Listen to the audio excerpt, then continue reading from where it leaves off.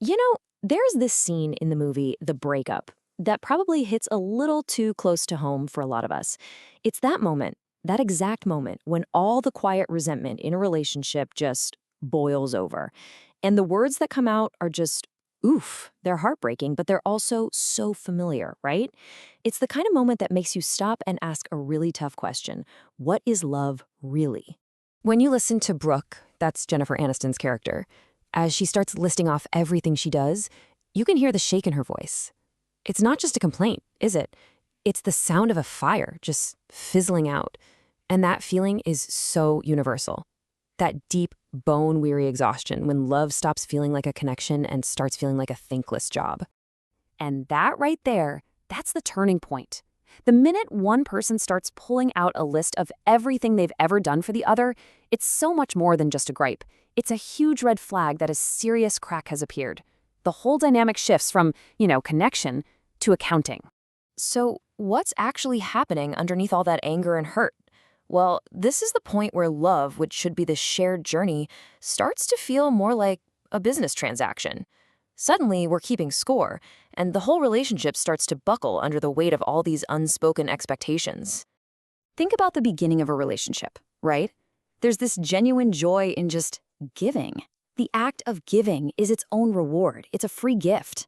But somewhere along the way, that can curdle into something else. This mindset of compensation. We start looking for a return on our emotional investment.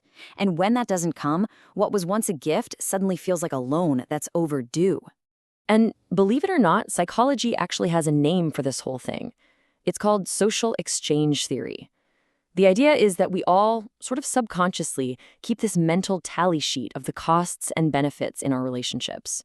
So when Brooke makes her list, she's not just complaining. In her mind, she's balancing the books and showing him, hey, the costs over here are way, way too high. In a way, her whole speech is really a confession. It's her admitting, maybe even to herself, that her love wasn't unconditional. It came with strings attached. And the real source of her pain, it's the realization that those conditions, which were probably never even spoken out loud, were never met. And that has left her feeling completely drained. Okay, so if keeping a running tally just leads to misery, then where do we find real, lasting happiness in a relationship? Well, to figure that out, we have to put down the calculator and turn to some really old wisdom. Let's look at what philosophers have been saying about love for centuries. The philosopher Erich Fromm offers a completely different way to look at this. He said that real, mature love isn't some passive feeling you just fall into. No, he said it's an art. It's a practice. It's something that takes discipline, patience, and commitment every single day. It's something you do, not just something you feel. Aristotle had a concept for this too. He called it eudaimonia. Now, this isn't just pleasure or feeling good.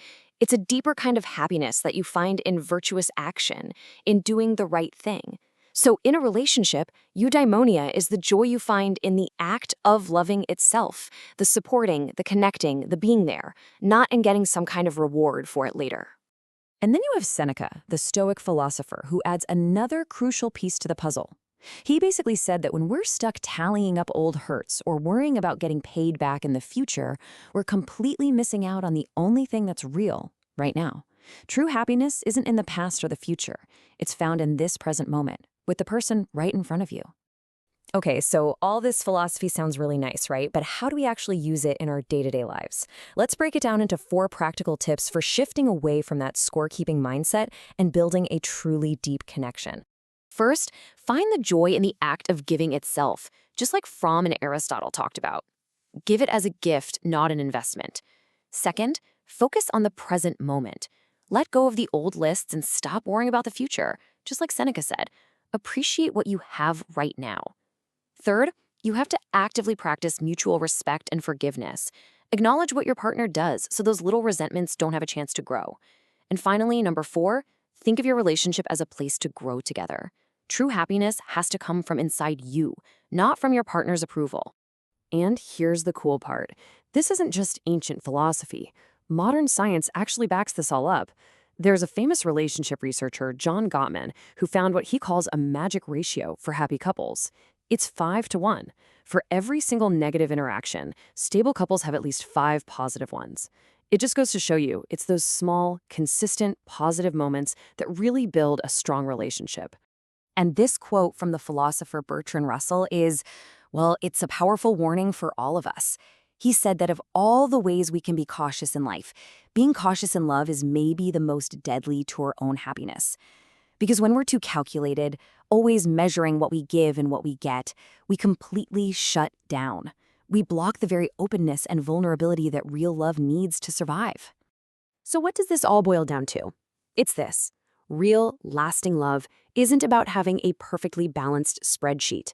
And it's not about some magical feeling that never, ever fades. It's about something much deeper. It's about a choice, a conscious, ongoing commitment.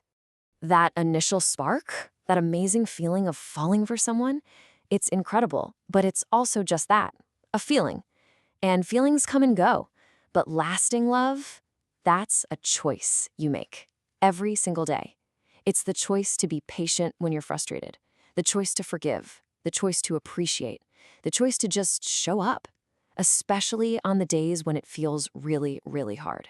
So in the end, the most important question isn't, did my partner appreciate what I did yesterday? The real question, the one that actually shapes your relationship and your own happiness, is the one you can only ask yourself. And you can ask it right now. Today, what kind of love did you choose?